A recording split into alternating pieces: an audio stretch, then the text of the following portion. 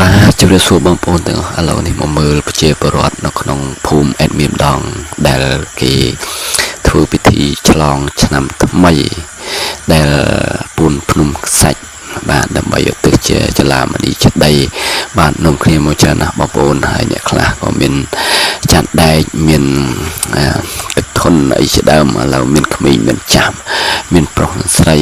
មីឌីដាពុះពេញទៅដោយកលែងរួមមួយនៅក្នុងភូមិដែលប្រពៃកម្មវិធីរៀងរាល់ឆ្នាំបាទហើយមានបងប្អូនណាគេធ្វើដូចភូមិអេដមីនទេបាទជឿជាក់ថាកន្លែងថាមានដែរអញ្ចឹងបាទបងប្អូនមកច្រើនណាស់បាទដោយបងប្អូនបានស្ដាប់នៅពួកអាចារ្យពួកខ្លះបានគេនិយាយតគ្នាថា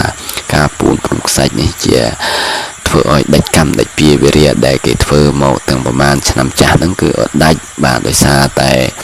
ពូនភ្នំខ្សាច់នេះហើយអ្នកខ្លះក៏បានហើយនិយាយនៅក្នុងកូពីដែលมันមាននៅក្នុងបត្រីបេដកខ្លះហ្នឹងថារហូតដល់ទៅយមបាលនឹង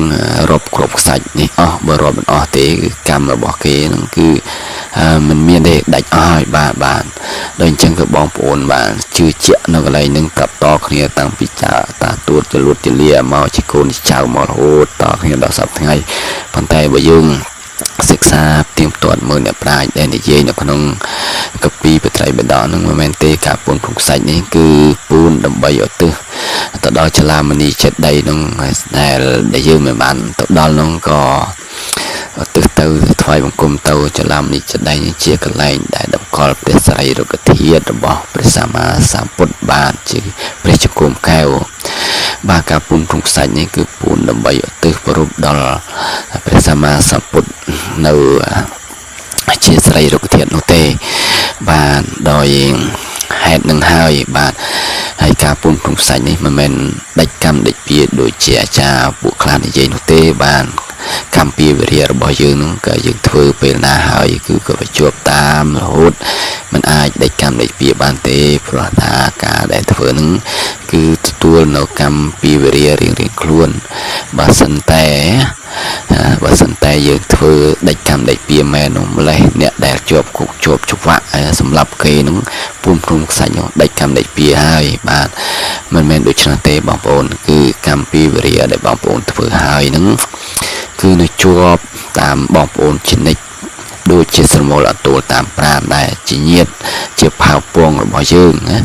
ចាំអោយផលរបស់យើងចាំអោយទុកទោសបើថាកម្មល្អក៏អោយផលទៅកើតជាសុគតិភពមានមនុស្សទេវតាជាដើមបាទ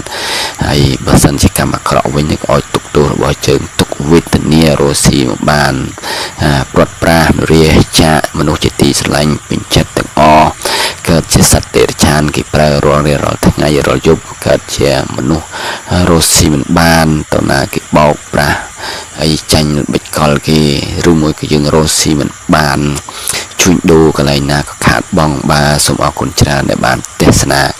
នៅវីដេអូ admin នេះបាទសូមអរគុណច្រើនជួបតែសេចក្តីសុខគ្រប់ប្រការ